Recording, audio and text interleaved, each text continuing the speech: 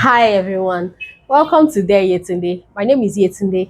This is my little corner of the internet where we have honest conversations about life lessons, the mistakes we've made along the way, and the beautiful process of becoming the better versions of ourselves.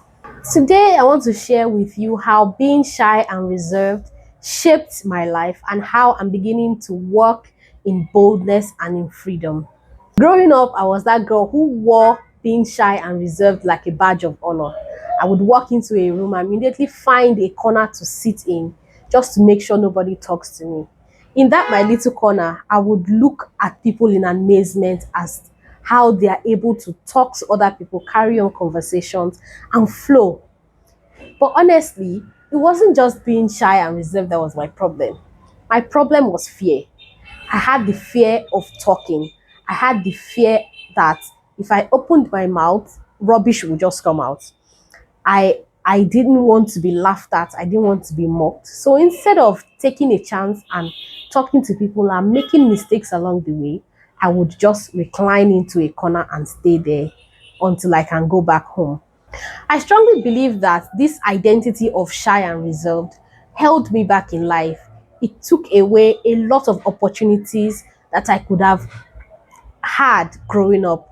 I have a number of stories and I'm going to share some of them with you today. Growing up, the job my dad had allowed us to mingle with a lot of rich and affluent people. And some of these people had good intentions in doing or making impact in our lives. They reached out, they extended hands of friendship. But this identity of shy and reserved held me back from taking some of these opportunities. Now, I remember when I was in my second year in the university studying law, there was a lady in my church who was also already a lawyer and she had her own law firm. She took a liking to me, Sundays we'd see each other and we'd talk. So there was a particular Sunday where she told me that she would really love it if I could come and spend a weekend with her. And when she said that, I was scared. I tried to think of excuses, but I couldn't think of one.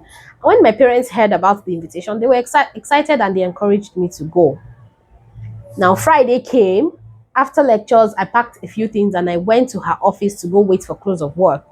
While I was there, I helped with a few things, print these, look for law reports and that, which I enjoyed. And after work, we proceeded to go to her house. On the way to our house, we stopped by a supermarket where we bought a few groceries and took them home. Now, this lady lived in a very affluent place in Lagos, and when we got to our house, offloaded some of the things we bought, took them to the kitchen.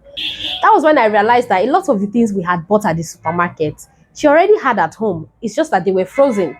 And so I asked her that why did we have to buy more of these things? And she said, oh, that they are frozen. She didn't have time to be waiting to thaw them. It's better to buy fresh ones. And I was amazed. At that time, I had not really experienced how rich people lived. I just saw them from afar.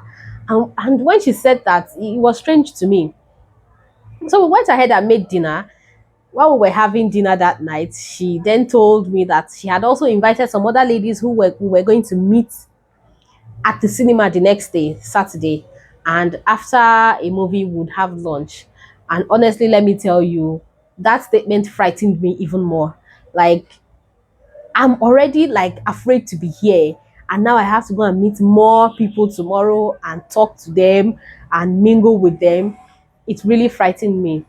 So when I went to bed, I called my sister to help me make up an excuse to get me out of there. Morning came and I gave her an excuse. Honestly, I can't remember what the excuse was. And she persuaded me to stay, but I insisted. And so she let me go and I went home. But looking back at that incident now, I know that I missed out at a very good opportunity at mentorship.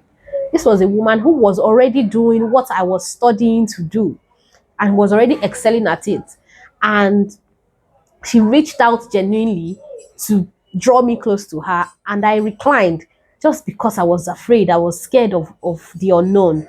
And she also wanted to introduce me to other women my age who I could have become very good friends with, after that time. But the thought scared me. And I believe that the fear, the shyness, or let me say the shyness and the reserved attitude did not really favor me in the long run. So here's the good news. I'm done with that version of myself. I've come to realize that that identity does not pay my bills. It does not allow me step into my purpose. It doesn't allow me achieve my dreams. And I know that to achieve my dreams, I need people. I need to interact with people. I need to network. If you've ever held yourself back out of being judged or not fitting in, trust me, I've been there. But you can start changing today. You can start doing things differently today, one brave step at a time. If you are also walking your path to freedom, let me know in the comment section and let's walk this path together. Don't forget to like, share, and subscribe. If you found this video helpful, share it with somebody else who you think can find it helpful.